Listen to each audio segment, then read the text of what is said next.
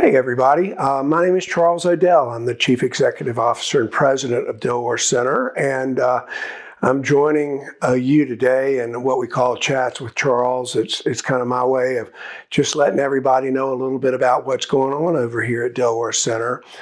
You know, we just celebrated July 4th, Independence Day, and whenever we go through that holiday, it reminds me of my early recovery, independence, right?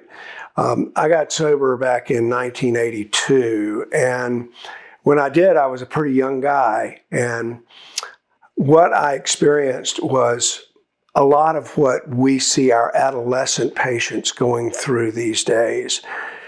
It was difficult for me at first, and I'll tell you, if my parents were here, they would tell you that they often did all the wrong things, really because they loved me. If I got in trouble, they came to my assistance and bailed me out, and my mom didn't know anything about Al-Anon. She didn't know there was a support system out there for folks who might be struggling with this. And for my own experience, what I found is that my addiction progressed very rapidly and began to affect every area of my life. I used to be an A student. I started failing all of my classes. I had a really good peer group of people I grew up with. I didn't hang out with them anymore. I was hanging out with people who wanted to do the drugs and the alcohol that I was doing. Everything began to change. I began to isolate more from my parents, and my sleeping patterns were disrupted. I got into a lot of money problems. I was always asking my parents for more money, and I even progressed to stealing. Things began to get worse very rapidly as I entered my 20s.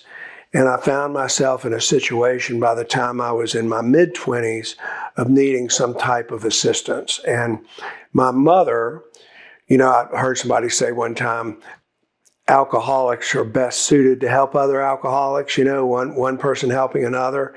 In my case, it was really two non-alcoholics who helped me. My mother and a pediatrician here in Charlotte by the name of Johnny McLeod. Those two women got me into a treatment center. And I didn't really want to go to treatment. And I did not go to treatment because I wanted to. I went to treatment because really the pain of continuing to do what I had been doing was really worse than the pain of getting into a treatment program. And I think that's significant. I've heard people say, well, you've got to want it. Well, in my case, that wasn't true. I was willing to do it, but I didn't really want it, and I don't think my story is unique. So anyway, I got into a treatment program, and one of the first things I realized is that I needed a new group of friends. And I started going to recovery meetings, and I met people closer to my own age, and we started doing things together socially while also attending recovery meetings and just getting involved with being reconnected with people. I've heard for many years, and I believe this to be true, that alcoholism and drug addiction are diseases of isolation. We get cut off emotionally from other people, and we're full of secrets. We don't want to tell everybody what we're up to. So it begins to be this inward journey that's peppered with guilt and shame and remorse and resentment. And it's just a terrible way to live. So getting into recovery and getting reconnected with other people really allowed me the opportunity to begin to share some of that stuff and get it off my chest. I knew a lot of people my age who were suffering from depression and anxiety as well.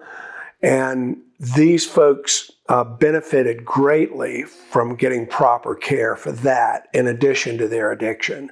I never had a real problem with depression or anxiety, but a lot of my friends did. And they got the help they needed through psychiatric care and counseling. Here at Dilworth Center, we opened up an adolescent program many years ago, and a lot of it had to do with my own desire to make sure that people could have the opportunity to recover when they were or are the age that I was when I got into recovery. And all of this really means that when a treatment center operates for teens and adolescents and young adults, they need to meet the requirements of that particular age group. And it's different than getting into a treatment program with adults. It's a completely different set of challenges for teens and young adults. We have on staff, our medical director is board certified in addiction psychiatry, and he's capable of seeing all of our patients here, including our young adults and teens. We want to make sure that people are properly treated, not just for their addiction, but for any mental health care concerns that may be present. We're very committed to that. And what we've found is that through the years, Dilworth Center has treated, I've lost count, somewhere north of 20,000 people.